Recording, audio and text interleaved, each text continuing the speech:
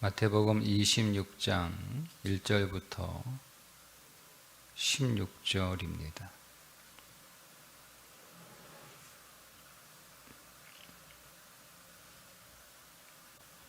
예수께서 이 말씀을 다 마치시고 제자들에게 이르시되 너희가 아는 바와 같이 이틀이 지나면 유월절이라 인자가 십자가에 못 박히기 위하여 팔리리라 하시더라.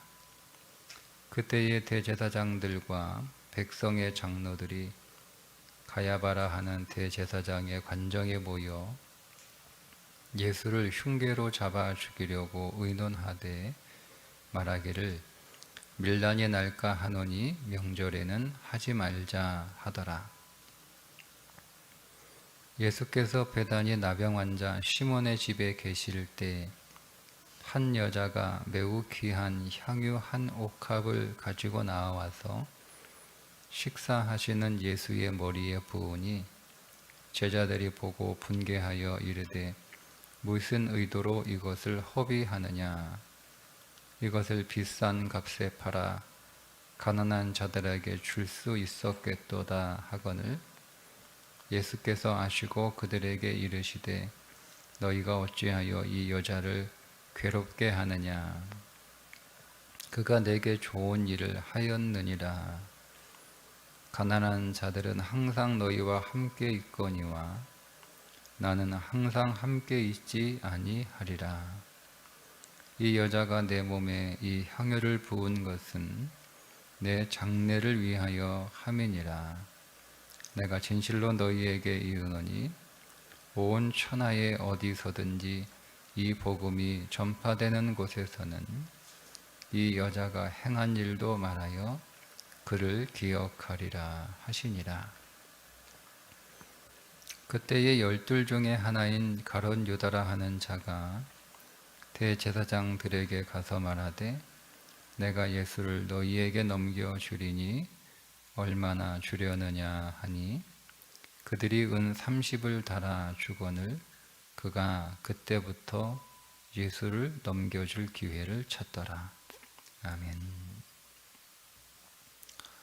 오늘 말씀은 두 사람을 비교하고 있는데 예수님께 향유 옥합을 깨뜨려 부은 한 여인과 예수님을 팔 결심을 하고 은 30에 예수님을 넘겨주겠다고 약속한 가룟 유다가 서로 비교되고 있습니다. 마태복음은 마치 이 사건들이 연이어서 일어나는 것처럼 기록하고 있으나 사실은 좀 시간의 차이가 있습니다. 한 여인, 다른 성경에서는 이 여인을 마리아로 소개하고 있는데 마리아가 예수님께 향유 옥합을 깨뜨려 부은 사건은 예수님, 그러니까 오늘 우리의 그 날짜로 설명을 하면 고난주간이 시작되는 전 토요일에 일어난 사건이고 가룟 유다가 예수님을 팔 결심을 하고 대제사장들과 얼마 줄 거냐 이렇게 협상하는 그 사건은 고난주간 화요일에서 수요일로 넘어가는 그 화요일 늦은 오후 이른 저녁 시간의 날짜의 차이가 좀 있죠. 그런데 마치 그 두 사건이 이어진 것처럼 이렇게 같이 연이어 기록하고 있는 의도가 있지 않겠습니까? 마태는 이 두 사건을 연이어서 기록하면서 우리들에게 예수는 어떤 분인가? 우리의 인생에서 예수의 가치, 그것을 좀 메시지로 던지고 싶은 그런 의도를 가지고 있었던 듯 합니다. 고난주간이 시작되기 전 토요일, 우리 우리 시간으로 토요일이죠. 문둥병 시몬의 집, 이게 정확히 누구인지는 마태복음에서는 설명하고 있지 않지만 다른 성경 요한복음에 보면 나사로의 집이라고 나오거든요. 그러니까 이 시몬이 나사로는 아니겠으나 이 마리아, 마르다, 나사로 이 삼남매와 관련이 있는 사람일 것으로 추정합니다. 그냥 추정하는 거예요. 그가 마르다의 남편일 수도 있겠다. 뭐 이렇게도 추정을 하거든요. 어쨌든 이 문둥병 시몬이라고 하는 이 사람이 문둥병에 걸렸다가 그 병이 다 나아서 예수님에게 감사해서 예수님을 초청하여 식사를 하는 자리입니다. 식사를 하기 전인지 식사를 다 마쳤는지는 또 알 수 없으나 한 여인, 요한복음에는 마리아로 소개하고 있는데 마리아로 제가 부르겠습니다. 마리아가 향유 옥합을 가지고 들어와 그거를 깨트려서 예수님께 한꺼번에 다 부어버린 거예요, 머리에. 그런데 그것을 제자들이 보고 깜짝 놀라죠. 그리고 그 마음에 불편함이 일어났어요. 왜냐하면 그걸 팔아서 가난한 자들에게 주면 참 좋았을 텐데 예수님에게 붓는 것이 아까운 게 아니라 필요 이상으로 붓는 것이 아까웠던 거죠. 그냥 조금만, 굉장히 값진 그 나드 향유라고 또 다른 성경에 그 말씀하고 있기 때문에 조금만 이렇게 머리에, 우리 여러분 머리에 이렇게 뭐 오일을 바른다던가 아니면 뭐 몸에 향수를 뿌린다던가 이렇게 조금만 뿌려도 되잖아요. 그렇게 조금만 예수님께 부어도 충분한데 그거를 그냥 거기에 다 낭비했다는 거예요. 그러니까 헌신이 낭비하는 헌신. 그러니까 헌신이 적당하지 않고 과해서 그 헌신이 낭비됐다. 이렇게 생각을 했던 거죠. 이게 제자들의 생각이었어요. 제자들의 생각. 근데 마리아는 그 인생에서 예수님이 매우 특별한 분이었고 매우 중요한 분이었고 매우 감사한 분이었기 때문에 그것이 전혀 아깝지 않았어요. 마리아가 이 300데나리온이나 되는 향유를 가지고 있었던 이유가 뭘까? 또 뭐 여러 추측이 좀 되지만 어쨌든 자기에게 있어서 큰 재산이었을 텐데 300데나리온이 1년의 연봉이잖아요. 그 연봉을 다 한순간에 쏟아 부은 거예요. 그녀가 가지고 있는 어떤 현금화할 수 있는 자산 전부일 수도 있었겠죠. 그 어쨌든 마리아에게 있어서 예수님은 그런 가치였어요. 내 모든 것들을 다 드려도 아깝지 않고 있으면 더 드리고 싶은, 다 드려도 더 드리고 싶어서 못내 아쉬운 그것이 마리아가 생각하는 예수님이었어요. 그게 마리아의 인생에서 예수님의 가치였단 말입니다. 그래서 부어드린 거예요. 생각이 없어서가 아니라 너무 충동적이거나 혹은 너무 감정적이어서가 아니라 마리아는 예수님이 자기 인생에서 너무 소중하고 특별한 분이었기 때문에 예수님이 나에게 이런 분이다라고 하는 것을 표현하고 고백하고 싶은데 자기가 할 수 있는 능력 안에서는 그것 말고는 더 예수님에 대한 자신의 마음을 표현할 수 있는 방법이 없었던 거죠. 그러나 마리아와 같은 마음이 없었던 주변에 있는 사람들, 더군다나 이 제자들조차도 그런 마리아와 같은 마음이 없었기에 마리아의 그런 행동이 과하고 지나치다, 심지어 낭비했다는 생각을 했던 거예요. 더 나아가서 예수님께 드리는 것보다 가난한 자들을 위하여 쓰는 것이 훨씬 더 가치가 있다 라고 생각을 했던 거죠.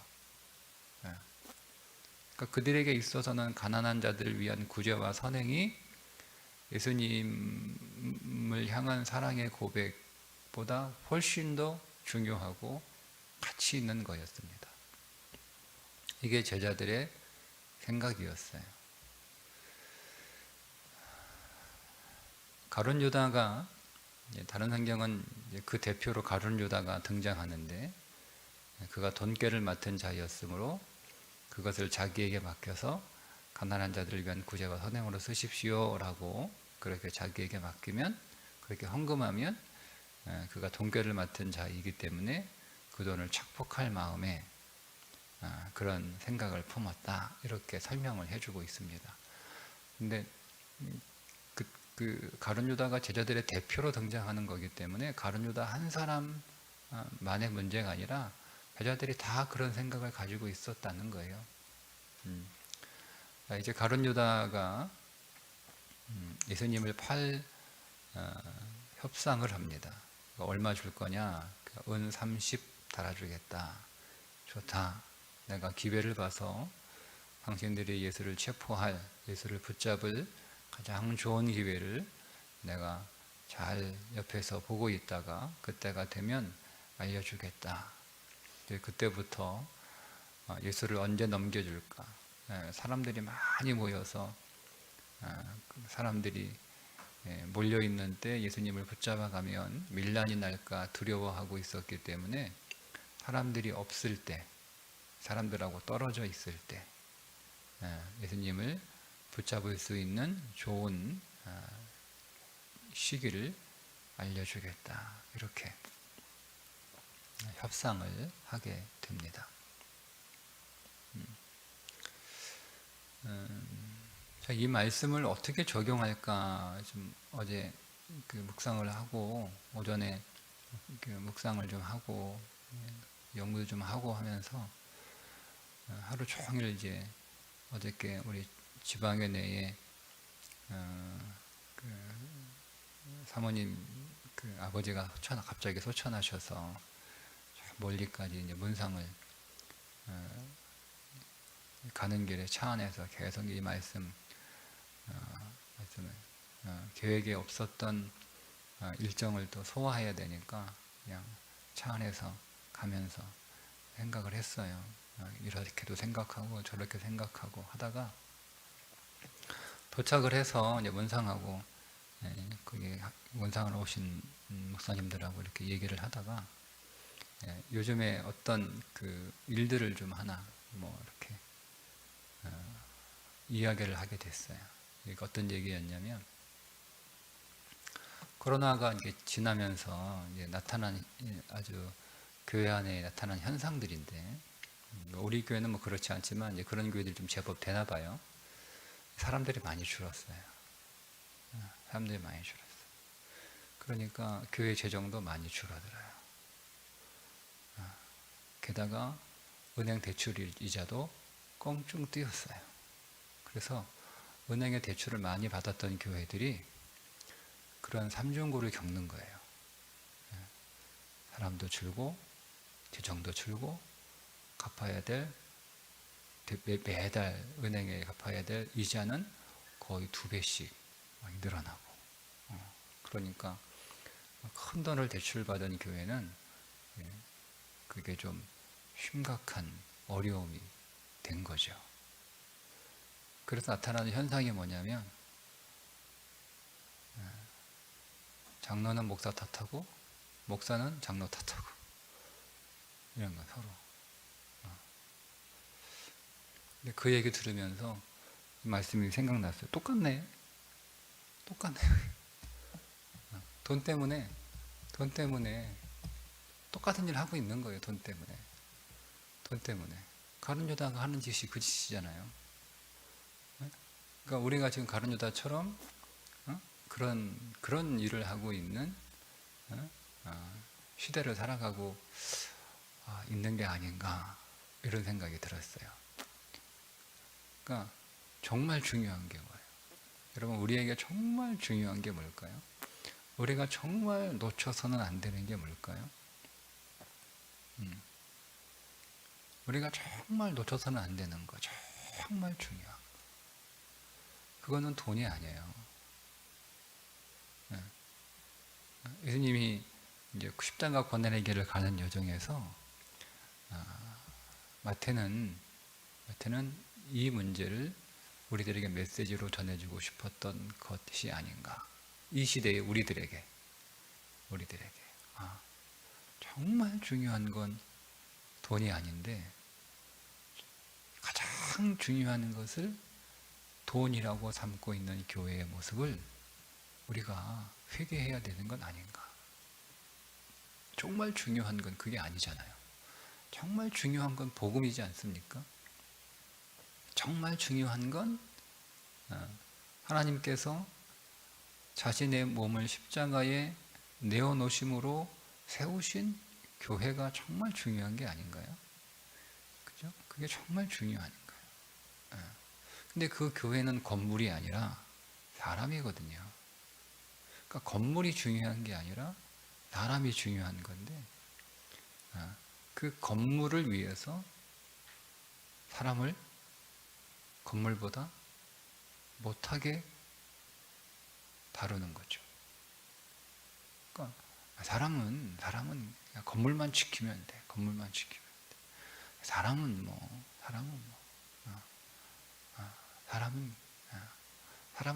얼마든지 있는 거야. 얼마든지 더 좋은 사람, 더 잘하는 사람, 얼마든지 있는 거. 우리가 다를 게 뭐 있어요? 가룟 유다하고, 그리고 제자들하고 가룟 유다가 한 사람만 그런 건 아니고 다 가룟 제자들이에요. 제자들하고 다를 게 뭐 있어요? 똑같이. 만약 그렇다면 그러면서 우리는 하나님을 잘 믿는다라고 그렇게 행세하고 있으니, 그러니까 우리는 언젠가 가룟 유다처럼 후회하는 날이 온 거고, 계속 그런 식으로 가면 가룟 유다와 같이 후회하는 날이 와요. 근데 왜 그런 일이 벌어지냐면, 그런 일이 뭐냐면 예수님께서 이 마리아의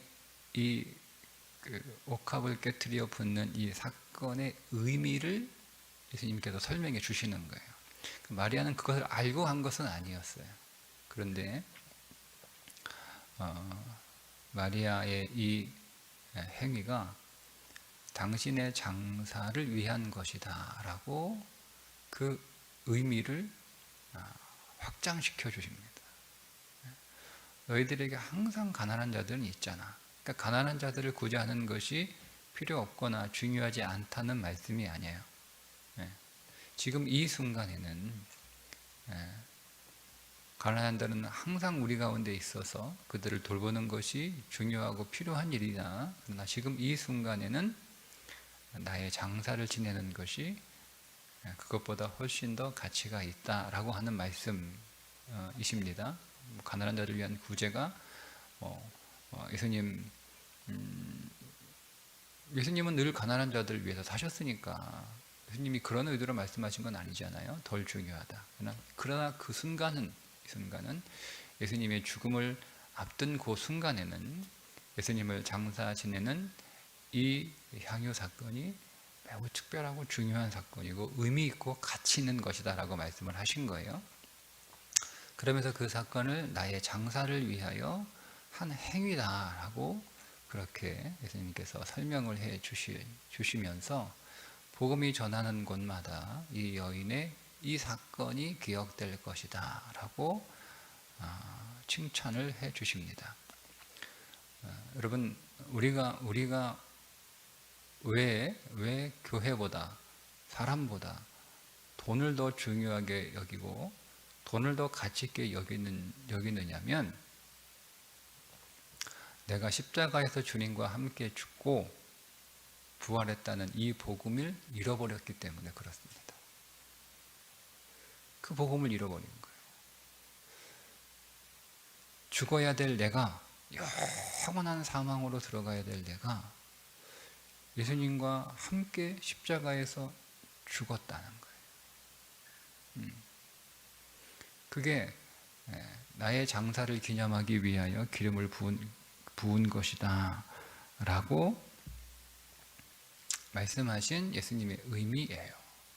그러니까 예수님의 죽음을 기념하는 건 예수님의 죽음 자체를 기념하는 것뿐만 아니라 그 죽음이 나에게 어떤 의미가 있는 거죠. 그러니까 예수님의 죽음 자체를 나의 죽음과 분리해서 우리가 기념을 하게 되면 그냥 한 분의 숭고한 죽음. 그런데 그것보다 더 우리에게 의미 있는 건 그 죽음이 나를 위한 죽음이고 나를 살리는 죽음이라는 거예요. 그러니까 예수님의 그 십자가의 죽음을 나하고 우리가 이렇게 분리해서 떨어져서 이해하면 우리는 그냥 한 분의 숭고한 죽음을 기념하는 것에 불과합니다. 그런데 그 죽음이 나의 죽음이라는 거예요. 내가 죽어야 되는데 내 대신 죽으셨을 뿐만 아니라 그때 내가 주님과 함께 십자가에서 나도 죽어 나의 모든 사망이 십자가에서 끝난 거예요. 내 사망도 끝나고 내 저주도 끝나고 내 모든 어둠도 끝나고 내 모든 불행도 끝났어요. 그래서 내가 다시 산 거예요. 다시 새로운 피조물이 되어 생명과 소망과 능력으로 사랑으로 다시 사는 인생이 된 거예요. 그게 십자가거든요. 교회가 이거를 잃어버린 거예요. 그래서 점차 뭐가 된 거죠? 그냥 종교 단체가 된 거예요. 그러면 종교 단체가 되면 종교 단체에서 중요한 건 그 단체가 모이는 건물이 중요한 거고 그 단체를 더 크게 하고 더 잘 이끌 사람들이 필요한 거고 사람이 필요한 거고 그 단체의 구성원들이 또 중요해지는 거고 그게 단체 아닙니까? 그죠? 네. 근데 교회는 종교 단체가 아니잖아요. 교회는 종교 단체가 아니에요. 계속 그렇게 가고 있는 이유가 뭐냐면 잃어버린 거예요. 생명을 놓쳐버리는 거죠. 그러니까 내가 예수를 믿는 것이 어떤 것인지 지금 교회가 나에게 어떤 의미인지 이거를 놓쳐버리면 우리는 가룟 유다와 같은 고민에 빠질 수밖에 없는 거예요. 그리고 가룟 유다처럼 행동합니다. 우리는 예수를 판 적은 없어요. 우리가 어디 가서 나 이제 더 이상 예수 안 믿을 테니까 나한테 은 30초 이렇게 한 적은 없어요. 그럴 마음도 없어요. 아무도 그렇게 하지 않을 거예요. 그런데 사실은 그렇게 하고 있다는 거죠. 우리가 뭘 잃어버려요? 생명을 잃어버리면 그렇게 할 수 있다는 거예요. 저는 생명으로 가득 찬 사람들만 있으면 된다고 생각해요. 건물이 없어서 이곳저곳 장도 빌려가면서 예배 드려도 생명으로 가득 찬 사람들만 있으면 저는 충분히 행복하다고 생각합니다. 그렇지 않나요? 여러분 우리가 건물이 없어서 매주마다 어디서 예배 드릴까? 이 학교 알아보고 저 학교 알아보고 이 강당 알아보고 저 강당 알아보고 없으면 그냥 운동장에 모여가지고 어디 공원에 모여가지고 예배 드리고 여러분 우리가 그런 삶을 계속 한다고 할지라도 불편하겠지만 그러나 거기에 모인 사람들이 그들 안에 예수의 생명을 풍성하게 가지고 있다면 그게 뭐 대수예요? 우리가 돈이 없어서 뭐 예를 들자면 건물을 빚갚기 위하여 매각하고 월세 내는 상가에 들어가서 예배를 드린다 한들 그게 뭐 대수예요? 사람이 있는데 예수의 생명으로 가득한 사람들이 있는데 얼마든지 할 수 있지 않나요? 얼마든지 다시 회복하고 다시 오히려 그게 그들 안에 있는 생명을 깨우는 그 우리가 제가 이제 금식할 때 정확하게 이게 뭐 의학적으로 어떤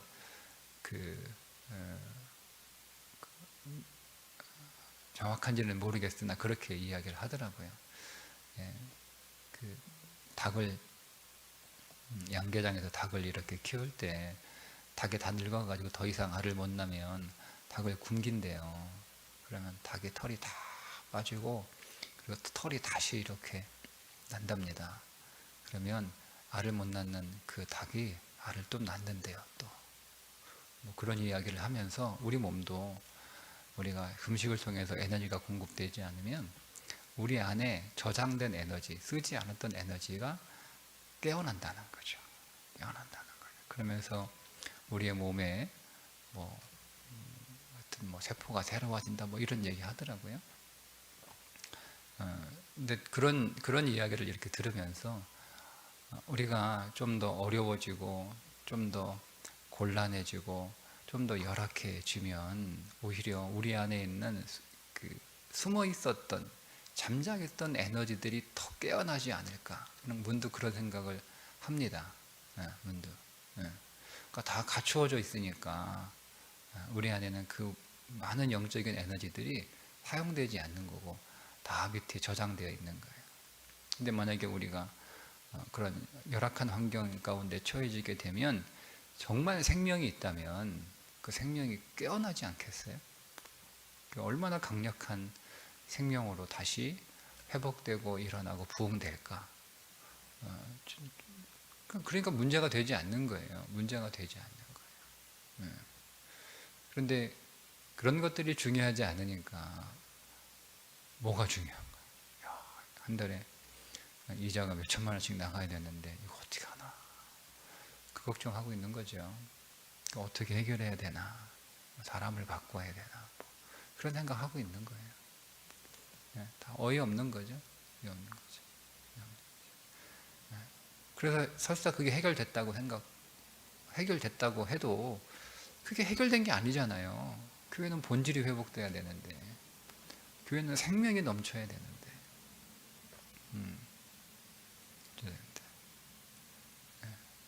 여러분, 이것을 오늘 우리의 삶 속에 또 개인적으로 적용하면 또 오늘 우리 시대는 또 어떤 말씀인가? 우리는 또 어떤 가룟 유다의 모습이 우리 안에, 우리의 개인적인 삶 안에서 어떤 가룟 유다의 삶이 우리 가운데 있을까? 우리가 좀 돌아볼 수 있을 것 같습니다. 마태가 하고 싶었던 이야기, 예수의 십자가가 생명인데 그 생명을 잃어버리지 않고 그 생명에 약해지지 않고 그 생명을 놓치지 않는 마르다와 같은 그 신앙을 계속 가져가라는 거예요. 내가 주님과 함께 십자가에 죽었다는 거죠. 주님만 장사된 게 아니라 내 육신도 장사된 거예요. 그러면 내 육신의 모든 문제도 다 거기에 장사된 거예요. 그 말은 내 육체가 죽는 그 순간 내 인생의 모든 문제도 다 죽었다는 거예요. 그거를 계속 가져가라는 거예요.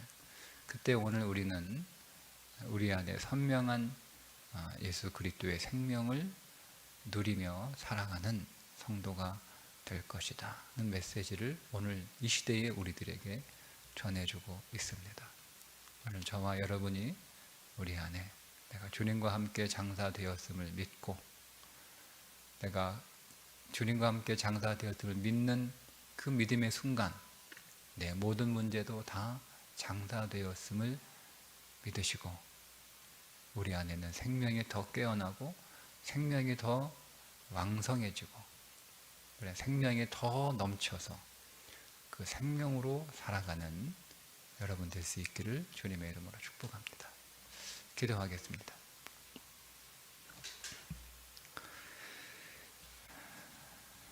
하나님, 우리 안에 예수의 생명이 더 왕성하게 살아있기를 원합니다.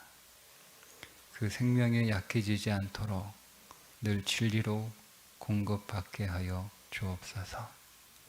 우리의 모든 고백이 우리 안에 살아계시는 예수 그리스도를 향한 것이 되게 하시고, 우리의 모든 선택과 결정이 우리 안에 계신 살아계신 주 예수 그리스도를 따라가는 선택과 결정 되게 해 주셔서 오늘 이 하루도 우리 안에 생명이 더 넘치게 하여 주옵소서. 예수님의 이름으로 기도드리옵나이다. 아멘.